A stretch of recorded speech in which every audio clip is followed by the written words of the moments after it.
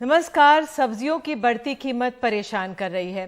दिल्ली की सब्जी मंडी में पालक 50 रुपए किलो मिल रही है। राहत है क्योंकि 2 दिन पहले ये 60 रुपए किलो थी। तोरी 60 रुपए किलो है जो पहले 80 रुपए किलो थी। टमाटर का रेट आज घटने के बाद भी 50 रुपए प्रति किलो है जो कुछ दिन पहले तक 60 से 70 रुपए प्रति किलो था। तो अब महंगाई दर को काबू में पाने के लिए आरबीआई ने 3 नवंबर को आपात बैठक बुलाई है। उम्मीद है कि कुछ लगाम इस पर लगेगी।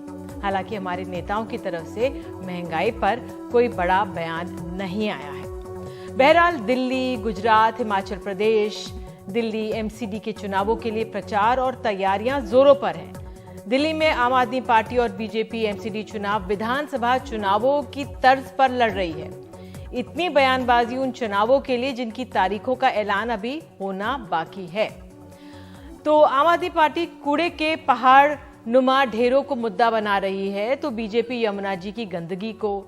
एक करीब 8 साल से दिल्ली की सत्ता की बागडोर संभाले हुए है, तो दूसरे 15 साल से एमसीडी पर काबिज है। दिल्ली के 7 सांसद बीजेपी के हैं, तो विधानसभा में आम आदमी पार्टी का वर्चस्व है। लेकिन दोनों को कूड़े और गंदगी जैसे मुद्दों की याद चुनावों के करीब ही याद आ रही है। लेकिन अच्छा है क्योंकि ये भी असल मुद्दों की श्रेणी में आते हैं। साफ हवा, पानी मिले, ये मूलभूत जरूरत है नागरिकों की। लेकिन देरी से याद आने पर जो खामियाजा है दिल्ली सरकार के अधिकारियों को झेलना पड़ा। आज सांसद परवेश वर्मा ने यमुना जी की जल्दबाजी में सफाई के लिए केमिकल डाले जाने पर अधिकारियों को फटकारा, जिस पर आम आदमी पार्टी ने आपत्ति जताई और व्यवहार को लेकर सवाल भी उठाए। हालांकि बाद में सांसद ने सफाई भी दी। यहाँ पे लोगों को मार रहे हो तुम, 8 साल में तुम इसको साफ नहीं कर पाए। आपको कैसा लग रहा है कि लोग मर रहे हैं इससे? अरे तू इसमें डुबकी लगा चल अभी। किस में? ये यूएसएफडीए से अप्रूव्ड है। इसको सर पर डाल दूं ये केमिकल? इसको एनएमसीजी ने भी अप्रूव किया है। ये केमिकल तेरे सर पर डाल दूं? तुम यहाँ पे केमिकल डाल रहे हो पानी में और यहाँ पे लोग लगाएंगे डुबकी, ये मैं तेरे सर पर डाल दूं? तू यहाँ पे डुबकी लगा चल। यहाँ पे लोग आएंगे डुबकी लगाने, तू लगा के दिखा पहले। ये गार्ड डेसिग्नेटेड नहीं है सर। ये तो फिर क्यों कर रहे हो यहाँ पे? ये तो क्यों कर रहे हो यहाँ पे? तुम्हें 8 साल में ध्यान नहीं आया, कल यहाँ पे लोग मनाएंगे छठ तो तुम यहाँ पे अपना कर रहे हो ये काम। बेशरम घटिया आदमी। मेरे ख्याल से भारतीय जनता पार्टी के जो नेता हैं कई मौकों पर किस तरह से, चाहे वो जनता हो, चाहे अधिकारी हो, चाहे चुने हुए प्रतिनिधि हो, किस भाषा में बात करते हैं वो छुपी बात नहीं। मैंने कहा क्या आप इस केमिकल को मैं आपके ऊपर में डाल दूं? अगर आप ये केमिकल को माता बहनों के ऊपर में डाल रहे हैं तो पहले मैं आप ही के ऊपर डालता हूं, तो उसको चेक कर लेते हैं कि क्या आपको कोई बीमारी होगी या नहीं होगी, तो उसके बाद में माता बहनों को उसमें डुबकी लगाने की परमिशन देंगे। मैंने इतना ही कहा। उन्होंने कहा पानी साफ है, इसमें तो डुबकी लगा सकते हैं, मैं भी लगा सकता हूं। तो मैंने कहा आप अभी जाके पहले सबसे पहले आप ही डुबकी लगाइए। तो एक तरफ छठ के त्योहार की पारंपरिक जरूरतें, तो दूसरी तरफ इनके वोटों की अहमियत नेतागण समझते हैं। मुख्यमंत्री अरविंद केजरीवाल ने आज ट्वीट कर कहा है कि यमुना की सफाई, स्कूल, अस्पताल वाला चुनाव 2020 में खत्म हो गया। दिल्ली वालों ने हमें यमुना के लिए 5 साल दिए हैं। दिल्ली नगर निगम का चुनाव दिल्ली की सफाई और कूड़े का चुनाव है। बीजेपी वाले मुद्दा ना भटकाएं, अपने 15 वर्षों का हिसाब दें। मैं आप लोगों से पूछना चाहता हूं, दिल्ली की जनता से पूछना चाहता हूं, दिल्ली की मां बहनों से पूछना चाहता हूं। तुम्हारे बच्चों के लिए मैंने स्कूल बनवाया, तुम्हारे बेटे ने तुम्हारे परिवार के बच्चों के लिए स्कूल बनवाया, शिक्षा का इंतजाम करा। तुम्हारे बेटे को आके ये गालियां देते हैं, बर्दाश्त करोगे? मैं दिल्ली के बुजुर्गों से पूछना चाहता हूं, माताओं से पूछना चाहता हूं, बुजुर्गों से पूछना चाहता हूं। तुम्हारा बेटा बनके, श्रवण कुमार बनके तुम्हारे को तीर्थ यात्रा करा के लाया था मैं। आज ये तुम्हारे बेटे को गंदी गंदी गालियां दे रहे हैं। मैं दिल्ली की मां बहनों से, माताओं से, बुजुर्गों से पूछना चाहता हूं, बर्दाश्त करोगे? इस बार दिल्ली की सफाई के ऊपर चुनाव होगा। तो सवाल यह है कि क्या विपक्ष बीजेपी पर दबाव बना पा रहा है? आज राहुल गांधी की भारत जोड़ो यात्रा तेलंगाना के नारायणपेट से महबूब नगर पहुंची। भले ही ये रैली दिल्ली में ज्यादा सुर्खियां नहीं बटोर पा रही है, लेकिन कर्नाटक में बीजेपी ने अपनी एक रैली इसी तर्ज पर वो निकाल रहे हैं। पंजाब में भी ड्रग्स के मुद्दे पर बीजेपी रैली निकालने वाली है। और आपको बता दें, राहुल गांधी ने ट्वीट कर लिखा है कि टीआरएस बीजेपी राजनीतिक दल नहीं है बल्कि भ्रष्ट कारोबार है और जो जनता को लूटने के लिए साथ मिलकर काम करते हैं। तो बीजेपी अपना पूरा जोर गुजरात पर लगा रही है। चुनाव करीब है और रोजगार अहम मसला है। आज महाराष्ट्र में विपक्ष ने शिंदे बीजेपी सरकार पर आरोप लगाया है कि 1.5 लाख करोड़ का वेदांत फॉक्सकॉन प्रोजेक्ट के बाद अब 21,900 करोड़ का टाटा एयरबस प्रोजेक्ट गुजरात के वडोदरा चला गया है। महाराष्ट्र से 4 प्रोजेक्ट्स ऐसे ही गुजरात चले गए हैं। आइए सुनते हैं अरविंद सावंत को। उद्धव ठाकरे के जो शिवसेना गुट है उनके सांसद हैं ये, आइए सुनते हैं इनको। अब वो वेदांत फॉक्सकॉन जिसको महाराष्ट्र के राज्य के सरकार ने आदरणीय तत्कालीन मुख्यमंत्री उद्धव जी ठाकरे साहब के नेतृत्व में 700 से अधिक एकड़ जमीन उस प्रकल्प के लिए दी थी। अब आप सोचिए, वहां 300-325 एकड़ कहा, 700 एकड़ कहा। वेदांत फॉक्सकॉन लेकर गए, चलो शांत नहीं बैठे। फिर आकर हमारा बल्क ड्रग प्रोजेक्ट था, उसको भी लेकर गए। अब ये टाटा एयरबस का, कितने राज्यों के प्रमुख यहाँ आकर मीटिंग लेते हैं मुंबई में। क्यों? मुंबई में, पुणे में, अभी मध्य प्रदेश के मुख्यमंत्री आए हैं। क्यों? कि भाई हमारे मध्य प्रदेश में आ जाओ। हमने मना किया उनको? ना मना, ना कहा आओ, कोई बात नहीं है। गुजरात की मुख्यमंत्री तब वो महिलाएं थी, वो भी आई थी, पटेल जी मैडम, उन्होंने यहाँ मुंबई में मीटिंग ली थी, सभी को बुलाया था। अहमदाबाद में नहीं मीटिंग ली, ध्यान में रखना, मुंबई में मीटिंग। यहाँ आएंगे, यहाँ से हम आपको वहां लेके जाएंगे, वो ना कहता है। लेकिन जियो और जीने दो वाली बात होनी चाहिए ना। ये तो जीने दो वाली बात ही नहीं है। हमें जीना है, तुम्हारा गला घोटना है, ये कौन सी बात हुई? तो बहरहाल प्राइम टाइम में हमारा सवाल यही है कि क्या चुनावी समर में विपक्ष बीजेपी पर दबाव बना पा रहा है। और आपको बता दें, हमारे साथ खास मेहमान है आलोक वत्स, नेता बीजेपी, हमारे साथ स्टूडियो में मौजूद हैं। विनोद अग्निहोत्री, वरिष्ठ पत्रकार, हमारे साथ है। संजीव झा, प्रवक्ता आम आदमी पार्टी, और आलोक शर्मा, प्रवक्ता कांग्रेस, हमारे साथ हैं। आप सभी का बहुत बहुत धन्यवाद कि आप जुड़े, समय निकाला। पहला सवाल मैं अगर आलोक वत्स से पूछूं, क्योंकि स्टूडियो में मौजूद है। आलोक जी, पहली बात तो ये कि जो ये चुनाव है इस बार पहली बार एक तरह से नजर आ रहा है कि जो तमाम नेतागण हैं वो जमीन पर हैं, क्योंकि अभी तक तो चुनावी मंच से, माइक से ही रैलियां करते नजर आ रहे थे, लेकिन इस बार जमीन पर उतरे हुए हैं। कोई कूड़े के ढेर के सामने खड़े हैं, कोई यमुना जी में नाव पर बैठे हैं या वहां पे साफ सफाई के लिए पहुंचे हैं। तो अपने आप में क्या ये बदलाव इसे माना जाए? अगर आप दिल्ली एमसीडी की चुनाव की बात कर रही हैं तो निश्चित तौर पर यह बदलाव का संकेत है कि अगर इन मुद्दों पर जो वाकई में मुद्दे हैं, लेकिन बीजेपी ने स्पष्ट किया है जो ये कूड़े के ढेर हैं 3 जगह, ओखला में, भसवाल में और एक गाजीपुर में, इन पर लैंड टू वेस्ट एनर्जी का मशीन लग चुका है, ट्रॉमल मशीन, और इसकी एक इन्होंने डेडलाइन भी तय कर दी है कि इस समय तक 2023 के दिसंबर तक दोनों हट जाएंगे और तीसरा जो है वो 2024 में मार्च तक खत्म हो जाएगा। 2024 में भी चुनाव है। मैं इसलिए क्योंकि सुप्रीम कोर्ट में ये मसला ये इतना बड़ा है गाजीपुर का कि तो कुतुब मीनार से भी ऊपर है। देखिए, ऑलरेडी ये 15-20 मीटर नीचे आ चुका है और लगातार यहाँ पर ये वेस्ट टू एनर्जी मशीन चल रही है और वहां पर जो इनर्ट सॉइल निकल रहा है वो लोगों को फ्री में ले जाने की छूट दे दी है कि जिसको भी लैंड फिलिंग कहीं भी करनी हो, वेदर इज अ बिल्डर, चाहे किसी का घर हो, चाहे कोई और भी जगह भरना हो, तो आप वहां से उठा सकते हैं। तो इन चीजों पर देर हुई है पर काम दुरुस्त हुआ है। चलिए, 15 साल बाद आप कह रहे काम हुआ। संजीव जी, आप संतुष्ट हैं? आलोक जी कह रहे कि देखिए अब काम हो रहा है और जो ये कूड़ा है पहले से अब कितने 15-18 फीट ऊंचाई कम हो गई है उसकी, आप कह रहे हैं? 20 फीट के लगभग। संजीव झा, मुझे ये लगता है कि एक तो दुरुस्त जानकारी नहीं उपलब्ध करा रहे हैं जो बीजेपी के प्रवक्ता हैं। एक बात बताइए, 15 साल में बीजेपी 3 बड़े बड़े पहाड़ दिल्ली की जनता को दिया। आप किसी भी चौराहे पर चले जाइए, आपको कूड़ा ही कूड़ा दिखेगा। तो कूड़ों का शहर बनाकर दिल्ली को रख दिया। अब ये कह रहे हैं, अब मैं थोड़े से कुछ आंकड़े देता हूं।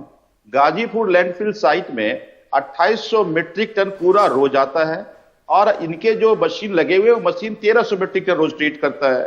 बलसपा लैंडफिल साइट में 4000 मीट्रिक टन रोज कूड़ा आता है, जबकि ट्रीटमेंट 2000 मीट्रिक टन के कर रहे हैं।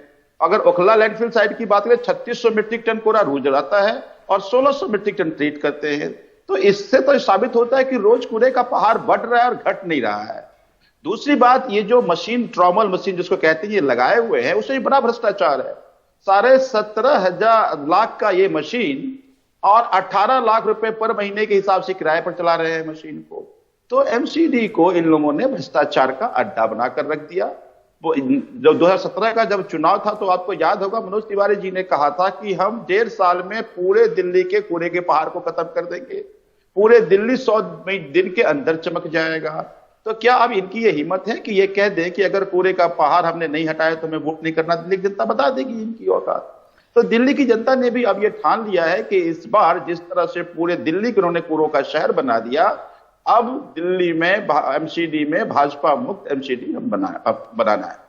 संजीव जी, ये अपने आप में ठीक है कि ये आम नागरिक से जुड़ा हुआ मसला है, लेकिन आप ये भी तो देखिए, आप लोगों को भी इतनी देरी से क्यों याद आई? नहीं, देखिए, हम तो लगातार इस मुद्दे को उठाते रहे हैं और एमसीडी को लगातार कहते रहे हैं कि इसकी साफ सफाई हो। इसकी जिम्मेदारी क्या थी? एमसीडी का बेसिक काम क्या था? यही तो काम था ना कि कूड़ा नहीं रहे शहर में, ये कूड़े का पहाड़ न बने। ये जो रोज की पहाड़ की ऊंचाई बढ़ती जा रही है, पहाड़ की ऊंचाई ना बढ़े। तो बीजेपी ने इस पे कोई काम नहीं किया। अब चूंकि ये चुनाव है, ये सबसे बड़ा मुद्दा है, लोग इससे परेशान हैं, लोग इससे आहत है। तो मुझे ये लगता है कि पूरी दिल्ली की जनता इस बात से परेशान है कि आपने दिल्ली में अगर कोई टूरिस्ट बाहर से आता है तो 3 कूड़े के पहाड़ देखने को मिलता है। ये एमसीडी में भारतीय जनता पार्टी की सरकार ने दिल्ली की जनता को दिया है। किसी भी चौराहे पर आप चले जाइए, आपको कूड़े से रहित आपको जगह चौराहा नहीं मिलेगा आपको। ये दिल्ली की जनता को उसने दिया है। मसला तो तब बनता है जब मुख्यमंत्री गाजीपुर के जो ये पूरा पहाड़नुमा कूड़ा है वहां पे जाके खड़े हो जाते हैं, उस दिन से मसला बनता है। उस दिन से सबकी नजर में आता है कि वाकई में मुख्यमंत्री के और दिल्ली के सत्ता में जो लोग बैठे उनके जहन के बहुत करीब है। देखिए, एक बात समझिए आप, ये बिल्कुल ठीक बात है ना। अब फिर एमसीडी का चुनाव है। अब एमसीडी के चुनाव में दिल्ली की जनता को समझ में तो आना चाहिए ना कि 5 साल में भारतीय जनता पार्टी की सरकार ने क्या करके दिया है एमसीडी में दिल्ली की जनता को। मुद्दा तो बनना चाहिए ना। एमसीडी के चुनाव मुद्दा क्या है? यही तो मुद्दा है कि जो साफ सफाई की जिम्मेदारी भारतीय जनता पार्टी को एमसीडी में थी, क्या वो साफ सफाई करा? किस तरह से दिल्ली को साफ किया? क्या दिल्ली को दिया है? क्या लेगेसी दिया है दिल्ली को? तो 2 ही चीजें दिल्ली की जनता को समझ में आती है, या तो एमसीडी भ्रष्टाचार का अड्डा बन के रह गया है या कूड़ों का शहर बनाकर रख दिया है। ठीक है, तो ये तो मुझे लगता है कि इस तरह के मुद्दे चुनाव उठने ही चाहिए। ठीक है, अब कांग्रेस को लेके आते हैं। आलोक जी, आप सुन रहे थे आराम से। अब 15 साल का सत्ता में शासन कांग्रेस का भी रहा था। बहरहाल अब जो ये स्थिति है, जो ये कूड़े की या यमुना जी की बात सामने आई है, तो ये आम नागरिक से जुड़े मसले, आप इससे सहमत हैं और आपको लग रहा है कि वाकई में गंभीरता से इस पे काम हो रहा है या सिर्फ मुद्दे के तौर पे उछाला जा रहा है? देखिए, मुझे लगता है कि 15 वर्षों से जिस तरह से भारतीय जनता पार्टी ने कॉर्पोरेशन में रहते हुए दिल्ली को लूटा है, ये पूरे देश ने देखा है। जिस तरह से कूड़े के पहाड़ आ गए और जिस तरह से पार्टी केजरीवाल ने वर्ल्ड में लंदन बना देंगे, पेरिस बना देंगे, और जिस तरह की आज हालत है यहाँ पर दिल्ली की, दिल्ली वर्ल्ड की मोस्ट पॉल्यूटेड सिटी हो गई है। और एनडीटीवी पर चल रहा है यमुना का जो जिस तरह का पानी प्रदूषित है, दोनों की दोनों पार्टियां, इन दोनों ने दिल्ली को लूटा है। दिल्ली, शीला दीक्षित जी ने जिस तरह से एक अच्छा शहर बनाया था, जिस तरह से ग्रीनरी बढ़ी थी, जिस तरह से मेट्रोज आई थी, फ्लाईओवर्स का जाल फैला था, हॉस्पिटल्स आए थे, आज कोई प्रचार किसी भी तरह का ऐसा नहीं है, किसी भी तरह का कोई विकास नहीं। 550 करोड़ रुपया केजरीवाल जी की पार्टी एडवर्टीज पे खर्च करती है, और आज आकर जिस तरह से नौटंकी हो रही है, ये पूरा देश देख रहा है। जिस तरह से दिल्ली की जनता को लूटा जा रहा है। शीला दीक्षित जी के समय पे 29 करोड़ रुपए का हाईएस्ट बजट था एडवर्टीजमेंट का, और आज 550 करोड़ रुपए एडवर्टीजमेंट के नाम पर खर्च हो रहा है। एक बच्चे के वजीफे के लिए करोड़ों रुपया जिस तरह से एडवर्टीजमेंट पे खर्च किया जाता है, आज दिल्ली भुगत रही है। फ्री बात करके और इस तरह से देश की जनता को गुमराह किया, ये पूरा का देश आज देख रहा है। एक तरफ 15 साल से जो पार्टी बैठी हुई है, यहां पर काबिज कॉरपोरेशन के अंदर न कॉरपोरेशन में भर्तियां हुई, कॉरपोरेशन ने पूरी तरह से दिल्ली को भ्रष्टाचार का अड्डा बना दिया। कॉरपोरेशन का बजट जिस तरह से मुंबई कॉरपोरेशन के बाद दूसरे नंबर पर आता है और उसके बावजूद कोई सुविधाएं नहीं। ये दोनों नूरा कुश्ती कर रहे हैं, इनको केवल वोट चाहिए। कोई श्रवण कुमार बन के घूम रहा है, कोई नमक खिला रहा है, पता नहीं क्या कर रहे हैं देश के साथ। ये आज दिल्ली की जो हालत है बहुत ही दयनीय है। लुभावने वादे करते हैं। ठीक है आलोक जी अपने बात सामने रखी, मुद्दे उठाए वाकई में, लेकिन इस बार ये देखा तो जाए कि ये आम नागरिक से जुड़े हुए मसले हैं। विनोद जी, अगर मैं आपसे अगर आपको लेकर आऊं, जो ये मुद्दे इस बार सामने आ रहे हैं, ये कूड़े और यमुना जी का बहुत अहम एक तरह से आम नागरिक से जुड़े हुए भी हैं, लेकिन ये क्या सिर्फ हवाई मुद्दे हैं, चुनावों में भी आएंगे उसके बाद भुला दिए जाएंगे जैसे हर बार की तरह होता है? देखिए निधि जी, आपका जो कार्यक्रम है उसका मुख्य फोकस ये है कि क्या विपक्ष जो है वो दबाव बना पा रहा है बीजेपी पर, तो उसी के इर्द गिर्द हमारी बहस चल रही है। और जहां तक दिल्ली की बात है तो आपने दिखाया ही कि अरविंद केजरीवाल जी गाजीपुर गए और प्रवेश वर्मा जी जो है जमुना के किनारे गए, तो निश्चित रूप से चुनाव का दबाव दोनों के ऊपर है।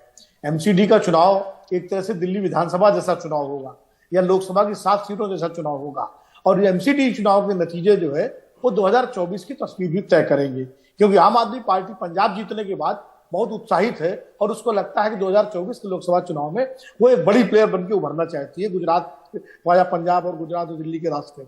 दूसरी तरफ भारतीय जनता पार्टी किसी भी कीमत पर 2024 में कोई चूक नहीं करना चाहती है, इसके लिए वो गुजरात और हिमाचल विधानसभा के चुनावों में भी पूरा जोर लगा रही है। तो कुल मिलाकर के स्थिति, उधर कांग्रेस भी ऐसा नहीं कि हम कह सकते हैं खाली बैठी हो, भले कांग्रेस गुजरात में या हिमाचल में हमको फोर फ्रंट पर न दिखाई पड़ी हो, लेकिन राहुल गांधी जिस तरह से पदयात्रा कर रहे हैं पूरे देश में और दक्षिण से लेकर उत्तर की तरफ आ रहे हैं, उसका भी एक वातावरण में प्रभाव पड़ रहा है। तो कांग्रेस भी अपनी एक राजनीतिक कवायद में अपनी एक साइड में जुटी हुई है। तो निश्चित रूप से ये जब राजनीतिक कवायदें हो रही हैं तो दबाव तो बनता ही है, और दबाव बनता है लोकतंत्र में। दबाव सत्ता पक्ष पर अगर नहीं बनेगा तो सरकारें जो है जनहित के काम कैसे करेंगी। इसलिए मुझे लगता है कि विपक्ष, चाहे आम आदमी पार्टी हो, वो अगर दिल्ली में सत्ता में है तो भारतीय जनता पार्टी विपक्ष में है, तो भारतीय जनता पार्टी दिल्ली में सरकार पर दबाव बना रही है, आम आदमी पार्टी जो है एमसीडी में भाजपा पर दबाव बना रही है, कांग्रेस भाजपा और आम आदमी पार्टी दोनों पर दबाव बना रही है।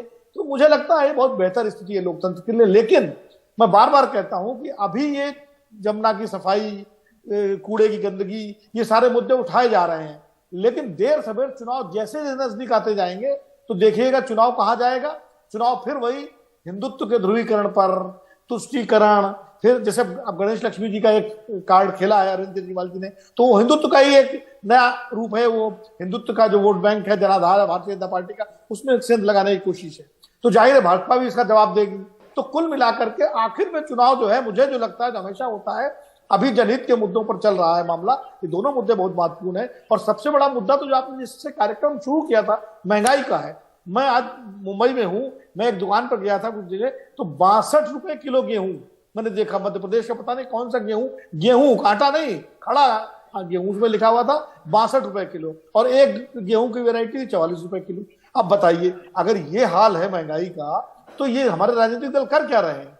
अरे आप चाहे सत्ता पक्ष में हो चाहे विपक्ष में हो, महंगाई के मुद्दे को मजबूती से उठाइए भाई। जनहित का सबसे बड़ा मुद्दा है आज की तारीख में, और मुझे लगता है इस मुद्दे को तो सारी पार्टियों को उठाना चाहिए जो जहां सत्ता में है। उठा रही है। विनोद जी, मैं चेक कर रही थी, ज्यादातर अपने जो विपक्षी हैं उन पर आरोप लगाया जा रहा है, चाहे सत्ता पक्ष में हो विपक्ष में हो, तो जो उनके सामने उन पर आरोप लगाए जाने की ट्वीट ज्यादा हैं, लेकिन महंगाई का मसला नहीं उठाया जा रहा है। अब हालांकि जो आम आदमी है वो इतनी, अब सब्जियों पे ऊपर इसलिए मैंने उठाया क्योंकि सब्जियां इतनी महंगी हो गई हैं। आलोक जी, अगर मैं कांग्रेस से पूछना चाहूं, भले ही हम दिल्ली के चुनावों में आम आदमी पार्टी और देख रहे हैं बीजेपी आमने सामने, कांग्रेस नहीं है जमीन पर अभी, क्या कारण इसका देखा जाए और महंगाई के मुद्दे को उठाती हुई नहीं नजर आ रही है? देखिए, मुझे लगता है कि आज चुनाव जो भी है वो परसेप्शन के आधार पर हो गया, और परसेप्शन में मीडिया का एक बहुत बड़ा रोल हो गया। जब 600-650 करोड़ रुपए सालाना आम आदमी पार्टी मीडिया को देगी एडवर्टीजमेंट के नाम पर, तो स्वाभाविक है कि कहीं ना कहीं तीसरी पार्टी जो है वो रेस में नहीं नजर आएगी। लेकिन दुर्भाग्य है कि महंगाई की बात हो, केजरीवाल जी भी बड़ी बड़ी बातें करते हैं, मोदी साहब ने भी बड़े बड़े भाषण दिए थे, बहुत ही महंगाई की मार, अब की बार उनकी सरकार, पेट्रोल और डीजल कहां पहुंच गया। लेकिन ठीक है, जनता भी सुनने को तैयार नहीं है। मैं तो कहूंगा कहीं ना कहीं अगर जनता पिस रही है तो जनता भी कहीं ना कहीं ध्रुवीकरण के नाम पर वोट देती है। गोली मारने के नाम पर वोट अगर केंद्रीय मंत्री ले सकते हैं तो कहीं ना कहीं जनता के ऊपर भी प्रश्न चिन्ह खड़ा होता है। कांग्रेस पार्टी ने जिस तरह से दिल्ली का विकास किया शायद ही किसी पार्टी ने विकास किया होगा। 15 वर्षों तक शीला दीक्षित जी ने पूरी दिल्ली को हरी भरी दिल्ली बनाया, तमाम स्कूल खोले। केजरीवाल जी झूठ बोलकर एक भी स्कूल बगैर खोले उसके बावजूद प्रचार कर रहे हैं। एक स्कूल की लैंड उन्होंने डीडीए से नहीं ली है, उसके बावजूद स्कूल बहुत खुल रहे हैं। 500 स्कूल खुलेंगे और उसके बाद 25 यूनिवर्सिटी बनेंगे, कॉलेज बनेंगे। आलोक जी, कौन सी बातें आलोक जी, लेकिन दिल्ली की जनता, ठीक है, आप अपनी बात कह रहे हैं कि लेकिन अरविंद केजरीवाल जिस तरह से शिक्षा नीति को दिल्ली के अन्य राज्यों में दे रहे हैं उसका प्रभाव वहां पे पड़ रहा है क्योंकि जमीन पर उतरकर वो प्रचार कर रहे हैं। निधि जी 70% स्कूलों में प्रिंसिपल नहीं है। डीएसएसबी के रिक्रूटमेंट बोर्ड पर ताला लगने को है। कितनी संविदा वाले कॉन्ट्रैक्ट वर्कर्स को उन्होंने परमानेंट किया है आप बता दीजिए। 5 साल में 498 वर्कर्स को उन्होंने सरकारी नौकरी दी है। संजीव झा, क्या पोल खुल रही है क्या असलियत की? संजीव झा, मुझे लगता है कि ये दिल्ली की जनता को फॉर ग्रांटेड लेते हैं। दिल्ली की जनता बहुत समझदार है। यही दिल्ली की जनता ने कांग्रेस को 2 बार शून्य की खोज करके आइंस्टीन को याद दिलाया है और आम आदमी पार्टी को भारी मैंडेट मिला है। तो ऐसा कोई मैंडेट नहीं मिलता क्योंकि दिल्ली के लोग, उनके बच्चों को अच्छी शिक्षा मिल रही है, उनको मुफ्त का इलाज मोहल्ला क्लिनिक में मिल रहा है, महिलाओं को बसों में यात्रा फ्री है, बुजुर्गों को तीर्थ यात्रा कराया जा रहा है, बिजली फ्री है, पानी फ्री है। तो दिल्ली की जनता बेनिफिशियरी के यहाँ पे वोट मिल रहा है। ये बताइए ना, एक हॉस्पिटल का नाम मुझे ये लगता है कि ये परेशानी है कांग्रेस के साथ। एडवर्टीजमेंट के नाम पे मीडिया परेशानी है कि जनता क्या कह रही है, अपनी बातें बोलते जा रहे हैं। कांग्रेस की बात, कांग्रेस की परेशानी यही है निधि जी कि कांग्रेस की बात जनता नहीं समझ रही है। जनता जो कह रही है कांग्रेस नहीं सुन रही है। एक तरफ राहुल जी कहते हैं कि कांग्रेस छोड़ो, इनके नेता कहते हैं कांग्रेस छोड़ो, जनता कहती है भाई कांग्रेस को छोड़ो। मुझे ये लगता है कि सबसे पहले सुन लीजिए ना संजीव की। जी सबसे पहले मुझे ये लगता है कि अपनी समीक्षा ठीक से कर ले आलोक जी। देखिए मुझे लगता है कि पॉलिटिकल पार्टी की जीत और हार चलती रहती है। संजीव जी ठीक है, आप अपनी बात सामने रखी। ये क्या इसलिए अगर आपने इतना बेहतरीन इतना अच्छा काम किया है तो क्यों आज भी जो अरविंद केजरीवाल जी ने जो कहा था कि भाई हमारे करेंसी में लक्ष्मी गणेश जी की होनी चाहिए, तस्वीर होनी चाहिए गांधी जी के साथ, आज उन्होंने जो चिट्ठी प्रधानमंत्री को लिखी है वो ट्वीट की है, तो क्या इसकी जरूरत पड़ी? जब इतना बेहतरीन काम हुआ है उसका असर पंजाब में पड़ा आप लोग कहते हैं, उसका असर गुजरात में भी पड़ेगा अगर आप लोग कह रहे हैं, तो फिर क्यों इस ओर जाना पड़ा आप लोगों को? देखिए दोनों बातें बहुत जरूरी है। काम करना भी बहुत जरूरी है और इस देश की अर्थव्यवस्था बहुत बुरे हालात में, उसको ठीक करने के लिए बहुत सारे प्रयास करने की जरूरत है। लेकिन चूंकि देखिए अभी लक्ष्मी पूजा दिवाली में हम सब ने किया, हम सब लक्ष्मी जी की पूजा क्यों करते हैं? ताकि धन धान से संपन्न हो, उनकी प्रतीक उनको माना जाता है। तो अरविंद जी ने एक प्रपोजल रखा है कि क्यों ना गांधी जी के साथ लक्ष्मी जी और गणेश जी का भी फोटो होना चाहिए। कोई पहली बार तो नहीं है, पहले भी करेंसीज पे 10 रुपए के क्वाइन पे माता वैष्णो देवी का फोटो है, सांची के स्तूप का फोटो है, कोणार्क मंदिर का नोट पे फोटो है।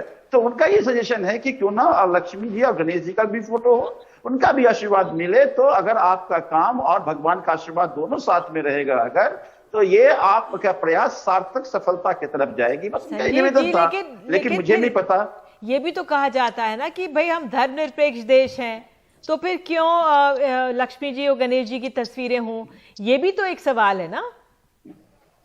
नहीं, हमने देखिए आप अगर सारे करेंसीज पे देखें, मैंने पहले भी कहा कि हम्फी का भी फोटो है, सांची के स्तूप का भी फोटो है, सभी अलग अलग करेंसीज पे अलग अलग जो मानक है उनके फोटो हैं। तो इसीलिए कहा कि करेंसी पर अगर मान लीजिए इंडोनेशिया जैसे देश में जहां 2% हिंदू है, वहां पे भगवान गणेश का फोटो है, तो क्यों ना यहाँ पे भी हो। अगर इसमें बुराई क्या है? मुझे लगता है कोई बुराई है। अच्छा, आलोक जी कुछ कहना चाह रहे हैं आपसे? आलोक जी भगवान गणेश और लक्ष्मी दोनों धन धान संपन्न हो इसके प्रतीक हैं। पहले तो मैं संजीव जी की इस बात का जवाब देना चाहता हूं कि अभी 5000 टन कूड़ा है जो निस्तारित नहीं हो रहा है। तीसरी मशीन लग गई है जिससे 2500 टन उससे सफाई हो जाएगा, वेस्ट टू एनर्जी में बचेगा। उसके लिए एक और मशीन की टेंडर चला गया है जो 3000 टन कूड़ा निस्तारित करेगा। आप मुझे बोल लेने दीजिए, फिर आप बोलिए, उसके बाद ये समस्या खत्म हो जाएगी। और रही बात केजरीवाल जी के ये नोट वाले इशू पे, जो आदमी स्कूल की बात करता था, हॉस्पिटल की बात करता था, जो इंफ्रास्ट्रक्चर डेवलपमेंट की बात करता था, आज वो ऐसी बेतुकी बात, कौन सा इकोनॉमिक्स में है? मैं कहता हूं मैं आपको 10,000 रुपये देता हूं, मुझे आप गणेश लक्ष्मी का 10,000 का नोट दीजिए वापिस और मुझे ठीक कर दीजिए। कहीं से शुरुआत कीजिए, किसी एक घर को पहले ठीक कर दीजिए। ये केजरीवाल इकोनॉमिक्स IIT ग्रेजुएट बोलते हैं अपने को। शर्म आती है कि ऐसी बात करते हुए। Last resort of Vega bound is patriotism. जब उनको कुछ नहीं मिला है तब वो इस तरीके की बात कर रहे हैं, जिससे कि राजकुमार गौतम के द्वारा किए गए पापों को और इटालिया के द्वारा दिए गए बयानों को वो अब कवर करने की कोशिश कर रहे हैं कि हिंदुत्व वोट को गार्नर कर लें। और जितने भी सर्वे टीवी के आ रहे हैं उसमें हिमाचल में तो आप कहीं है ही नहीं, वहां तो आप बैटिंग करने ही नहीं उतर रहे हैं। लेकिन गुजरात में जो आप थोड़ी बहुत कवायद कर रहे हैं उसमें आपको सारे सर्वे में 0 या 2 सीट दिखाई दे रहा है। तो ये जो लास्ट मिनट आपका कवायद है कि नोटों पे आप पहले मुसलमानों को मनाइए, सिखों को मनाइए, क्रिश्चियन को मनाइए कि वो लोग अपने देवी देवताओं की बात ना करें इस पर छापने की। ये कैसी बेतुकी बात करके आप चुनाव जीतना चाहते हैं? तो संजीव जी और आलोक जी के पास में आऊंगी। अब हिंदुत्व की बात सिर्फ बीजेपी कर सकती है, ऐसी बात नहीं है। हम हिंदू, हमने कभी ऐसी बात नहीं की। फिर आलोक जी, हम तो सबका साथ सबका विकास वाले लोग हैं। आपने निधि जी बड़ा अच्छा कहा कि मैं तो अरविंद केजरीवाल जी को धन्यवाद इसलिए भी करता हूं कि ये बीजेपी का जो रियल चेहरा था वो सामने लाए। अब ये क्या कह रहे हैं बीजेपी प्रवक्ता कि नहीं, भगवान को मानने से कुछ भी नहीं होता।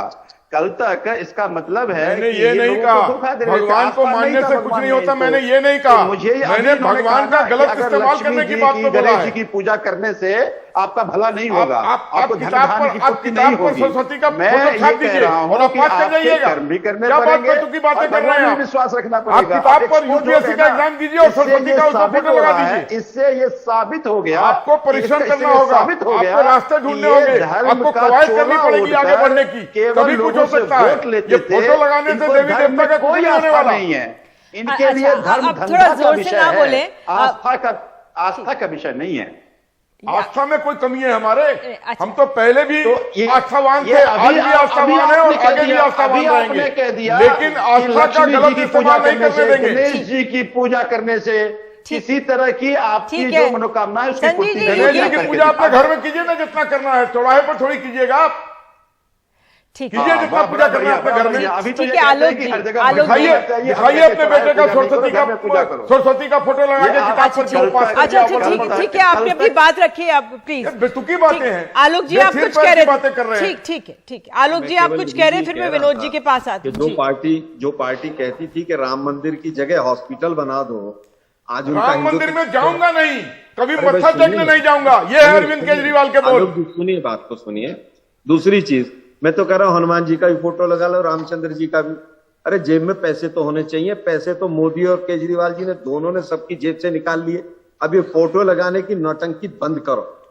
मोदी जी से पूछना चाहते हो 35 रुपए का डॉलर कहां चला गया? 85 में भी नहीं मिल रहा है।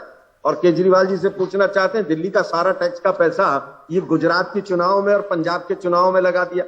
पैसे फोटो पे तो माँ लक्ष्मी का फोटो होना चाहिए और दारू की दुकानें खोलेंगे। अरे यार कुछ तो शर्म करो भाई आप लोग। नौटंकी की भी हद होती है। दारू की दुकानें खोलकर आप पैसा कमाना चाहते हो और बापू की भूमि पर, सरदार पटेल की भूमि पर उस पैसे को लगाना चाहते हो। गुजरात की जनता कभी माफ नहीं करेगी आप लोगों को। आप लोग जिस तरह से नौटंकी और पाखंड कर रहे हैं, ये नौटंकी कहूंगा मैं। जब कोई मुद्दा ना हो, मुद्दों से जब भटकाना हो पूरे देश को, तो इस तरह के मुद्दे उठा दीजिए। आलोक जी मोदी साहब ठीक है, आलोक जी रिचार्ज जो है बड़े रिचार्ज से ठीक है। आप दोनों आलोक जी, लेकिन ठीक है आप लोग इसे नौटंकी कहें, लेकिन इससे क्या होता है, जो जनमानस है वो इन चीजों को बहुत सीरियसली ले लेता है। विनोद जी, हम जब जानते हैं कि हम जब धर्म की बात करते हैं, आस्था की बात करते हैं, हमने तमाम रिपोर्ट्स भी दिखाई जब से अरविंद केजरीवाल का बाइट आया है। उन्होंने उसके बाद जो आम जनता में कई लोग कहते हैं हाँ कर दीजिए, कई लोग कहते हैं नहीं करना चाहिए, हम धर्मनिरपेक्ष देश हैं, लेकिन ऐसे मुद्दे लोगों को खींचते हैं। लेकिन जिस तरह से इस बार हम देख रहे हैं कि भले ही कूड़े का मुद्दा उठाया, यमुना की गंदगी का मुद्दा उठाया, लेकिन ये मुद्दा भी हावी है। राजनीतिक दल ऐसे मुद्दों को साथ लेकर आगे बढ़ते हैं। निधि जी, पहले मैं विनोद जी को ले लूं, फिर आपके सर्वे में 78% लोगों ने नकार दिया इस चीज को। ठीक है आलोक जी, वो एक जी देखिए निधि जी, दरअसल राजनीतिक दल जो है शॉर्टकट अपनाना चाहते हैं। राजनीति में भावनात्मक मुद्दे जो है शॉर्टकट होते हैं, वो जल्दी लोगों को जो है आकर्षित करते हैं। बाकी जो मुद्दे हैं वो थोड़ा उनमें समय लगता है उन तक पहुंचने में, और इस देश में ज्यादातर चुनाव जो है आखिर में आते आते भावनात्मक हो जाते हैं। ये मतलब इतिहास है, कम से कम जितने चुनाव मैंने देखे हैं और कवर किए हैं, जर्नलिस्ट भी और जो नागरिक भी, आखिर में भावनाएं जो है प्रभावित हो जाती हैं। तो और पिछले 25-30 साल से तो ये ज्यादा बात हो गई है। तो केजरीवाल जी ने भी ये भावनात्मक दांव ही खेला है, क्योंकि जाहिर है हिंदुत्व के पिच पर वो भारतीय जनता पार्टी का मुकाबला गुजरात में करने की कोशिश कर रहे हैं, और हिंदुत्व की प्रयोगशाला है गुजरात, और ऐसे में गणेश लक्ष्मी जी को बीच में ला करके और उसका सुझाव देख, भाई गणेश लक्ष्मी की पूजा वहां से थोड़ी कर रहे हैं, सदियों से इस देश में गणेश लक्ष्मी की पूजा हो रही दिवाली के मौके पर, कोई पहली बार हो रही क्या? और दूसरी बात यह है कि गणेश लक्ष्मी पर सबको विश्वास है, बही खातों में लिखा जाता है लक्ष्मी जी सदा सहाय, गणेश हम लोग कोई शुभ काम करते हैं गणेश जी का नाम लेते हैं, तो ये तो हमारे समाज में प्रचलन है ही। रही बात नोटों की, तो मैं एक सवाल पूछना चाहता हूं कि हमारे जो संविधान निर्माता थे, जो हमारे प्रमुख थे, हमारे आंदोलन स्वतंत्रता आंदोलन से निकले हुए नेता थे, चाहे किसी धारा के हो, क्या वो कम हिंदू थे? क्या वो कम देशभक्त थे? क्या वो कम समझदार थे? या उन्होंने क्यों नहीं ये जो है नोटों पर रखा? इसलिए नहीं रखा कि ये देश बहुधर्मी देश है, ये विविधता वाला देश है, यहाँ बहुजातीय, बहुधर्मी, बहुभाषाएं, बहुक्षेत्रीय देश है। आप आज गणेश लक्ष्मी जी का फोटो छापेंगे, इंडोनेशिया की बात आप कर रहे हैं, इंडोनेशिया में 3% मान लीजिए माइनॉरिटी है, वहाँ हिंदुओं की 90% वो है, ठीक है, वहां तो नाम भी सबके जो है वो युद्धन्यो और सुकार्णो सारे वो नाम है, लेकिन है वो मुस्लिम। तो वहां की तुलना आज कैसे कर सकते हैं? और वहां की करेंसी की हालत क्या है? हमारा 1 रुपया वहां के कितने रुपए बराबर है? जरा देखिए, अगर इतना ही वहां तरक्की हो गई होती तो आज डॉलर से ज्यादा मजबूत होना चाहिए था इंडोनेशिया का रुपया। नहीं हुआ ना, बल्कि इतना कमजोर है वो रुपया कि आप जाके देखिए इंडोनेशिया में एक जरा पेन खरीदने जाइए तो पता लगा 2 लाख रुपए का है वहां की करेंसी में, भले वो जब आप खरीदेंगे तो 100 रुपए का पड़ेगा।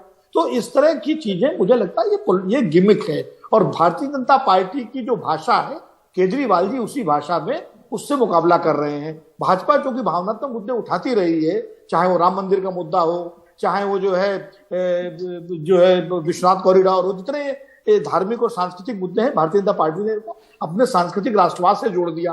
केजरीवाल जी उसी रास्ते पर हैं, वो राष्ट्रवाद और हिंदुत्व के मुद्दे पर भारतीय जनता पार्टी को उसी की शैली में उससे मुकाबला कर रहे हैं। तो ये एक लड़ाई राजनीतिक लड़ाई है, और ये पूरी तरह से राजनीतिक मुद्दा है। लेकिन मैं बार बार कहूंगा, संजीव झा जी बैठे हुए हैं, कि केजरीवाल जी की छवि एक अच्छे प्रशासक की छवि है। उनकी छवि स्कूल, शिक्षा, स्वास्थ्य, बिजली, पानी, ये उनका यूएसपी रहा है। वो IITN है, IRS रहे हैं। तो एक अच्छा आर्थिक मॉडल आप पेश करिए देश की अर्थव्यवस्था सुधारने के लिए। आप मोदी जी के सामने एक नया आर्थिक नीति पेश करिए, कहिए ये इससे देश की अर्थव्यवस्था सुधरेगी। फिर तो कल को कोई कहेगा कि किसी पुजारी को आप वित्त मंत्री बना दीजिए, जो लक्ष्मी जी का पूजा करता हो उसको फाइनेंस मिनिस्टर बना दीजिए। फिर तो जो है रक्षा मंत्री किसी हनुमान भक्त को बना दीजिए मंदिर के किसी उसको, क्योंकि भाई हनुमान जी सबसे बड़े योद्धा थे देश के। फिर गाय को राष्ट्रीय चिन्ह बना दीजिए, क्योंकि गौ माता है और शेर क्या चीज है।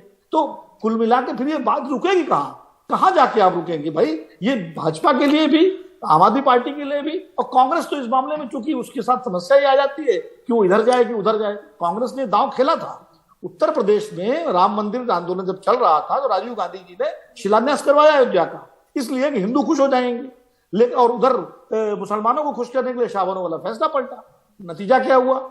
न हिंदू आए न मुसलमान चले और गए, न हिंदू चले गए बीजेपी के साथ। और देखिए, जब इस तरह का मुद्दा आप उठाते हैं, जब आप दूसरे की पीछ पर जाते हैं, तो आप उसकी राजनीति को सैंक्टिटी देते हैं। आप हिंदुत्व की राजनीति को, केजरीवाल जी जिनकी एक सेक्टर छवि रही है, वो आज सैंक्टिटी दे रहे हैं गणेश लक्ष्मी का मुद्दा उठा के। यानी बीजेपी अगर बात करती है भारतीय हिंदू देवी देवताओं की, तो आम आदमी पार्टी भी उसी रेस में कूद करके मान्यता प्रदान कर रही है। जैसे कांग्रेस ने राम मंदिर आंदोलन को मान्यता प्रदान की थी शिलान्यास करा करके जी। तो ये राजनीतिक चीजें जो है, मुझे लगता है कि ये देश की राजनीति को ये मुद्दे कहीं ले जाने वाले नहीं है। इससे बेहतर हो कि बिजली पर, पानी पर, सड़क पर, सफाई पर, यमुना की सफाई पर, गंगा की सफाई पर, इन सब मुद्दों पर बातचीत हो और इन पर बहस हो और इन पर पार्टियां जो है अपना स्टैंड साफ करें। बिल्कुल। बहरहाल आप सभी जुड़े, बहुत बहुत धन्यवाद, क्योंकि मुद्दे तो वही हैं, आम जनमानस से जुड़े हुए। इस बार अगर हम दिल्ली के निकाय चुनाव को देखें, नजर आ रहे हैं, लेकिन किस ओर, कैसे धीरे धीरे पड़ाव ये आगे बढ़ेगा, ये अपने आप में देखना बहुत अहम होगा। और ऐसे में बहुत ज़रूरत है कि जो आम नागरिक है वो जागरूक हो जाए, वो समझदार हो जाए और देखे कि उसके मुद्दों पर कौन उसको आगे ले जा पाएगा। तो बहरहाल अभी चर्चा में अभी के लिए इतना ही, लेकिन एक छोटे से ब्रेक के बाद हम आपको छठ से जुड़ी हुई एक खास पेशकश दिखाएंगे। बने रहिए हमारे साथ।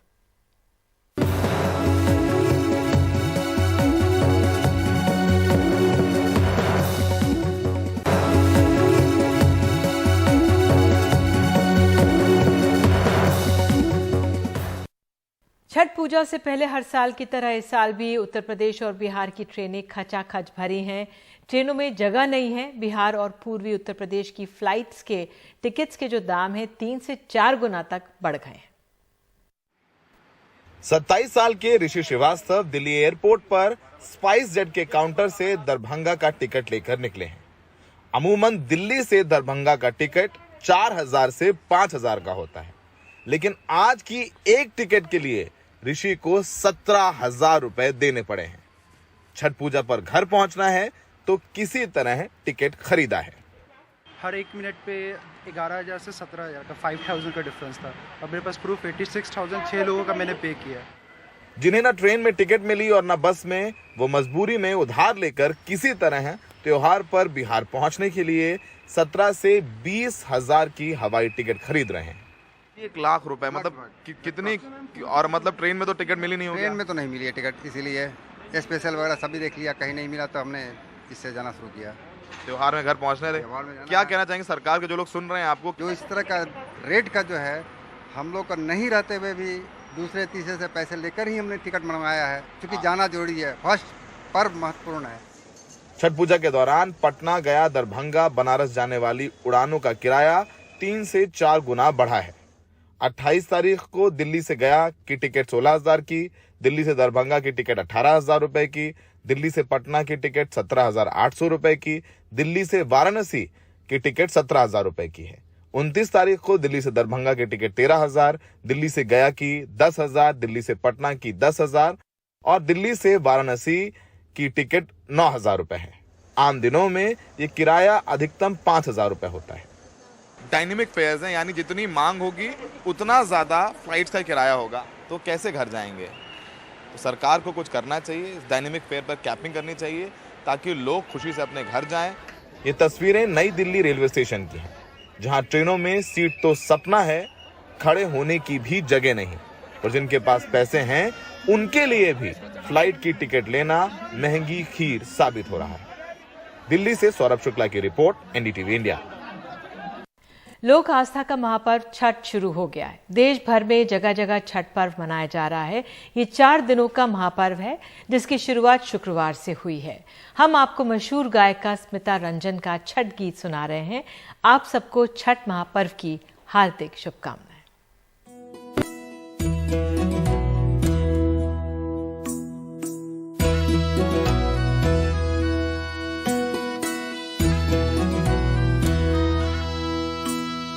छठी घाटे निमिया के गछिया, ओही पर कागा दूनो भाई, ओही पर कागा दूनो भाई।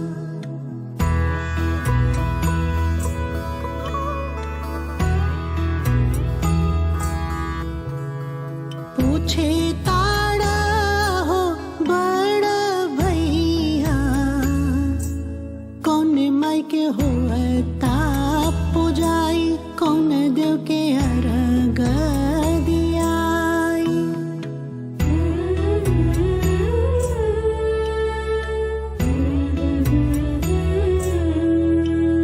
सुना बबुआ छोट मोर भैया,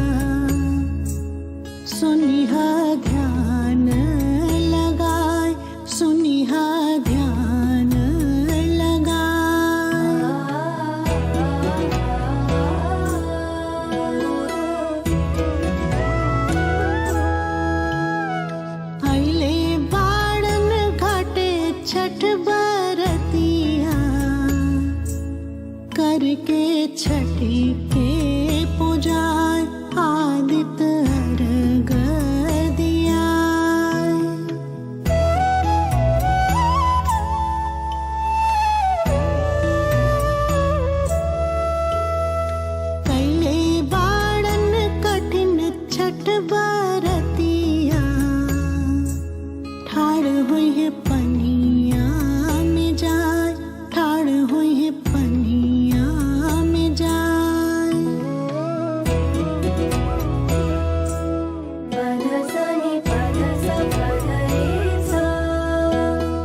छठी घाटे निमिया के गछिया ओही पर कागा दोनों भाई, ओही पर कागा दोनों भाई।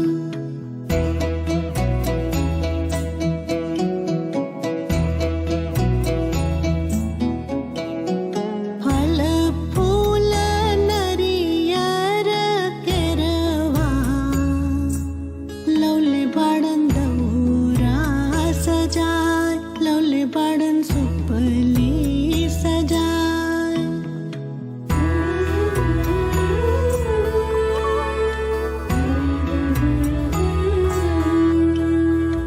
अब ही सूरज देव उगी है, दर्शन दी है अपार, दर्शन दी है अपार। कर जोड़ी बिनती हम करीबे, छठी माई के अर्जी लगाए, छठी माई के अर्जी